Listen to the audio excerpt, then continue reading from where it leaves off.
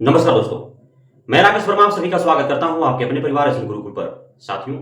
मैंने वीडियो के माध्यम से कई दफा आप सभी को अवगत कराया है कि बिहार में चाहे वो नियोजन इकाइयों के द्वारा हो या बीपीएससी टीआरई के जरिए हो, कई प्रकार के फर्जी शिक्षक शिक्षिकाओं ने भर्ती ले लिया है, बहाली उनकी हो गई है, नियुक्ति उन्होंने पा लिया है। जो फर्जी शिक्षक शिक्षिकाएं हैं, ऐसा नहीं है कि वो अनजाने में उन्होंने कुछ ऐसा किया है। जानबूझकर बेहद ही चालाकी और धूर्तता से उन्होंने बीपीएससी आयोग को, नियोजन इकाइयों को, शिक्षा विभाग को, बिहार सरकार को आंख में धूल झोंकने का प्रयास किया है और वे अब तक सफलता भी प्राप्त कर चुके हैं, क्योंकि अभी तक उन्हें निकाला नहीं गया है तो सफल ही माना जाएगा कि उन्होंने नियुक्ति पा ली, बहाली उनकी हो गई, भर्ती उनकी हो रखी है, वे पढ़ा रहे हैं विद्यालयों में, हर माह वे वेतन उठा रहे हैं, मस्ती कर रहे हैं, तो सफल ही हैं। अब उनकी जांच कब होगी इसके बारे में कहीं कोई अता पता नहीं है, नामो निशान नहीं है कि जो फर्जी निवास प्रमाण पत्र बनवा करके जिन्होंने बहाली लिया है, जो फर्जी जाति प्रमाण पत्र के आधार पर जिन्होंने बहाली लिया है, जो फर्जी दिव्यांगता प्रमाण पत्र के आधार पर जिन्होंने बहाली लिया है, जो फर्जी आय प्रमाण पत्र ईडब्ल्यूएस के आधार पर जिन्होंने भर्ती लिया है, जो फर्जी डॉक्यूमेंट्स के आधार पर जिन्होंने भर्ती लिया है, आखिर उनका जांच कब होगा? कब होगा इनका जांच? तो यह बहुत बड़ा विषय है। नियोजन इकाइयों के द्वारा भी फर्जी दिव्यांगता प्रमाण पत्र के आधार पर बहुत सारे जो दिव्यांग नहीं हैं लेकिन उन्होंने लाभ लिया, बीपीएससी के माध्यम से भी बहुत सारे ने ऐसा लाभ प्राप्त किया है। दिव्यांगता को लेकर के जब अतुल प्रसाद जी बीपीएससी आयोग के चेयरमैन हुआ करते थे, उन्होंने कई बार ट्वीट के माध्यम से और प्रेस कॉन्फ्रेंस के माध्यम से उन्होंने कहा कि दिव्यांगता प्रमाण पत्र की जांच होगी, क्योंकि यदि फर्जी दिव्यांग प्रमाण पत्र के आधार पर जिन्होंने भर्ती लिया है उन्हें सरासर 420 किया है, इस वजह से कि दिव्यांग जनों को 20 मिनट अत्यधिक समय दिया जाता है आम जनों की अपेक्षा, तो उन्होंने सरासर 420 किया है, तो उनपे जांच भी होगी, पकड़े जाने पर उनपे कार्रवाइयां भी होंगी, उन्हें आजीवन प्रतिबंधित कर दिया जाएगा और नौकरी भी उनके यहां से चली जाएगी। उसके बाद बहुत सारे ऐसे सवाल उठे कि दूसरे राज्य के, खास करके हमारे पड़ोसी राज्यों के जो शिक्षक अभ्यर्थी थे, वे बिहार में कट्ठा 2 कट्ठा जमीन लेकर के या बिना जमीन लिए ही आसपास के सीओ को पैसा खिला करके बिचौलियों के माध्यम से उन्होंने बिहार का निवास प्रमाण पत्र बनवाया, बिहार से जाति प्रमाण पत्र उन्होंने बनाया, ईडब्ल्यूएस उन्होंने बनवाया और वे आरक्षण कोटे में घुस करके आवास शिक्षक बने हुए हैं। कब होगी उनकी जांच? सोचने वाली बात है। बिहार के भी बहुत ऐसे हैं जो ईडब्ल्यूएस कैटेगरी में नहीं आने के बावजूद भी उन्होंने ईडब्ल्यूएस का लाभ ले रखा है और ईडब्ल्यूएस के आधार पर वे शिक्षक बने हुए हैं। बहुत हैं ऐसे,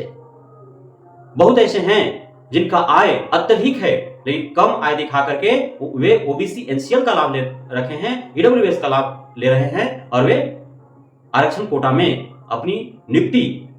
जो है उन्होंने करवा करके जानबूझ करके और वे आज शिक्षक बने हुए हैं। कब होगी इन पर कार्रवाइयां? सोचने वाली बात है। मैंने कई बार आपको कहा कि यह जो ईडी, आईटी, सीबीआई है, यदि कायदे से जितने भी भर्तियों में सिर्फ शिक्षक भर्ती ही नहीं, राज्य से लेकर के केंद्र स्तर तक के जितनी भी भर्तियां हैं और उसमें जो ओबीसी एनसीएल दिया जाता है, जो ईडब्ल्यूएस दिया जाता है, आय प्रमाण पत्र के आधार पर ही बनाए जाते हैं ना। उन्होंने जो आय प्रमाण पत्र दिया है उस आधार पर यदि छापा मारना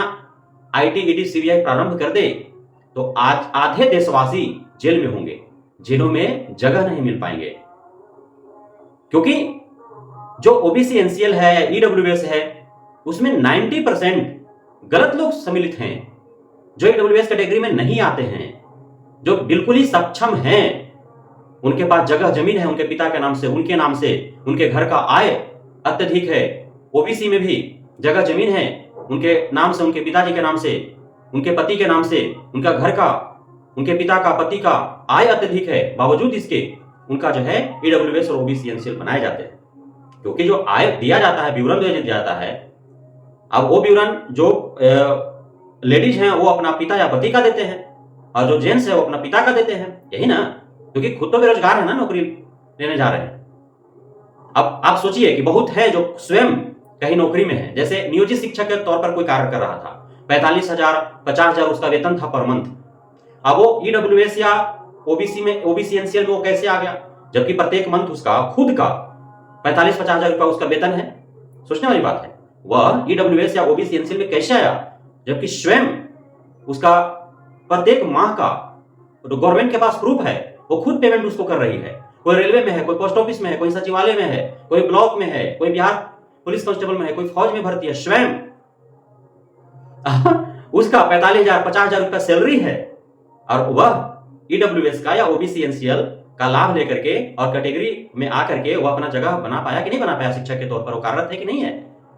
सोचने वाली बात है ना। तो गवर्नमेंट ही खुद उसको पेमेंट कर रही है। आप स्वयं सोचिए, 50,000 रुपए यदि किसी का पेमेंट है पर मंथ, तो 12-25 6 लाख उसका स्वयं का हो गया। उसके पिता का है उसमें ऐड होगा,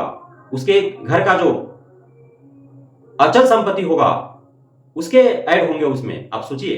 क्या वह ओबीसी एनसीएल या फिर ईडब्ल्यूएस के लायक रहा क्या, बावजूद इसके वह ओबीसी एनसीएल या ईडब्ल्यूएस का लाभ लेकर के, और वह जो है फायदा ले रहा है, वह बना हुआ है शिक्षक के तौर पर। तो अब जो है बहुत ऐसे हैं जो फर्जी हैं और वे कहीं ना कहीं किसी को बहुत अपने नजदीकी समझ करके और उसको वो बता चुके हैं कि उन्होंने गलत किया है, किस प्रकार से वे गलत करके, चालाकी करके, धूर्तता के साथ आयोग को, विभाग को, सरकार को आंख में धूल झोंक करके और वो नौकरी ले लिए हैं। उन्होंने किसी को बता दिया, अब वही उसका काल बना हुआ है। समझ रहे बात को? वो जो ऐसा किया वह अपने किसी नजदीकी को बताया। अब हर किसी नजदीकी का कोई ना कोई नजदीकी होता है, वह उसको बताया होगा। और हर नजदीकी का कोई नजदीकी है और एक दूसरे के नजदीकी को बताने के चक्कर में ऐसे नजदीकी के पास पहुंच गया जो पुराना दुश्मन निकालना चाहता हो। अब मिल गया उसके हाथ में हथकंडा। अब वह पब्लिकली, निजी तौर पर पब्लिक जो है, अब जो फर्जी शिक्षक शिक्षिकाएं, जो फर्जी डॉक्यूमेंट्स के आधार पर, फर्जी जाति, फर्जी निवास, फर्जी ओबीसी एनसीएल, फर्जी ईडब्ल्यूएस, फर्जी दिव्यांगता, फर्जी डॉक्यूमेंट्स के आधार पर जिन्होंने शिक्षक बना है, उनके विरुद्ध में अब वे आवेदन दे रहे हैं डीओ डीपीओ को। सोचने वाली बात है। और पूरा डिटेल्स के साथ कि इसके नाम से इतना जमीन है तो यह ईडब्ल्यूएस में कैसे आ गया, खाता संख्या, खेसरा संख्या सभी वो दर्शा रहे हैं। उन्होंने कहा कि इस हेतु मैंने यहां आवेदन दिया, बार बार दिया, चूंकि वे संलिप्त है, पैसा लेकर के उन्होंने इसकी नियोजन या नियुक्ति कर दिया है, इस वजह से वे कार्रवाई नहीं कर पा रहे हैं। अतः आपसे निवेदन है कि आप इस पर उचित कार्रवाई करें। और उन्होंने साक्ष्य भी उस आवेदन के साथ जिक्र किया है कि सारे साक्ष्य जो है उसकी प्रतियां इस आवेदन के साथ संलग्न है, तो इस पर आप कार्रवाई करें। आप समझिए, तो अब आप जितने भी फर्जी शिक्षक शिक्षिकाएं हैं, अब तक आप किसी न किसी अपने नजदीकी के, अपने साथी समाजी, अपने हित रिश्तेदार, दोस्त यार को आपने बता ही दिया होगा कि किस प्रकार से आपने फर्जी निवास बनवाया, कितना रुपया देकर के बनवाया, कौन से जुगाड़ लगा करके बनवाया, कैसे आपने फर्जी जाति प्रमाण पत्र बनवा लिया, कैसे आपने फर्जी ओबीसी एनसीएल बनवा लिया, कैसे आपने फर्जी ईडब्ल्यूएस बनवा लिया, कैसे आपने फर्जी दिव्यांगता प्रमाण पत्र बनवा लिया और कहां से बनवा लिया। और आप जो है अपने दोस्त यार, अपने हित रिश्तेदार से आप जो है उनको भी इस ओर प्रेरित करते हैं, प्रेरणा देते हैं कि आपको भी बनवाना होगा तो बताइएगा, हम बनवा देंगे, कुछ खर्चा लगेगा। किसी ना किसी को आप बता ही दिए होंगे ना, किसी ना किसी को आप ऑफर दे ही दिए होंगे ना कि आप जो लाभ ले करके और आप शिक्षक के रूप में भर्ती हो गए, आपका भी कोई दोस्त या आपको हित रिश्तेदार जो है, जो नजदीक का है, वह भी शिक्षक बन जाए। आप किसी ना किसी को जुगाड़, हथकंडा के बारे में आप शेयर कर दिए होंगे और वह उससे कहीं ना कहीं और अत्यधिक लोगों तक पहुंच गया होगा और उस काफी लोगों तक, अब तक दर्जनों सैकड़ों लोगों को यह पता चल चुका होगा कि आपने खुद ही ये बात एक्सेप्ट किया है कि आप फर्जी दिव्यांगता के आधार पर, फर्जी डॉक्यूमेंट्स के आधार पर, फर्जी निवास के आधार पर, फर्जी जाति के आधार पर, फर्जी ओबीसी एनसीएल के आधार पर, फर्जी ईडब्ल्यूएस के आधार पर आपने बहाली लिया है। अब वही आपके लिए काल बन जाता है एक दिन, और जिसको आपसे दुश्मनी निकालना होगा वह स्वयं वो आपके गिरेबान तक पहुंचने का प्रयास करेगा, आपके जिला के डीओ और डीपीओ को आवेदन लिखेगा और साक्ष्य भी उपलब्ध कराने का प्रयास करेगा ताकि बिना लाग लपेट के आप पे डायरेक्ट कार्रवाई किया जा सके। और ऐसा नहीं है, इस प्रकार के मामले अब जब देखिए किसी भी चीज की शुरुआत जब होती है तो वह काफी लंबा जाता है वो खेल, और जब इसका निजी तौर पर, जब व्यक्तिगत तौर पर जब शुरुआत हो गया है, यदि इस पे कार्रवाई होती है तो इस प्रकार की संख्या और बढ़ते चले जाएंगे और फिर सरकार, विभाग जो है वो मजबूरन इस पर जांच कमेटी बैठाएगी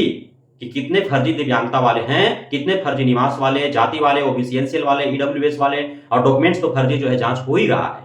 तो सिर्फ डॉक्यूमेंट्स फर्जी जांच हो रहे हैं, शैक्षणिक प्रशैक्षणिक पात्रता अर्हता से संबंधित, लेकिन फर्जी जाति निवास, ओबीसी एनसीएल, ईडब्ल्यूएस, फर्जी दिव्यांगता अब तक जांच नहीं हो रहे हैं। मेडिकल टीम कहाँ गठित हुआ? ना टीआरई 1 ना टीआरई 2 का जो दिव्यांग जो शिक्षक शिक्षिकाएं हैं उनके लिए मेडिकल टीम कहाँ गठित हुआ है? अतुल प्रसाद जी कई बार घोषणाएं उन्होंने किया, लेकिन विभाग ने तो ऐसा कुछ किया नहीं, क्योंकि विभाग ही काउंसलिंग करवा रही है। सारे शैक्षणिक प्रशैक्षणिक पात्रता संबंधित जो कागजात है वो विभाग जांच करवा रही है। अब विभाग क्यों नहीं मेडिकल टीम बैठा रही है? क्यों नहीं दिव्यांगता प्रमाण पत्र के आधार पर जो दिव्यांग शिक्षक शिक्षिका बने उनकी जांच करवा रही है? वो तो विभाग ही समझेगी।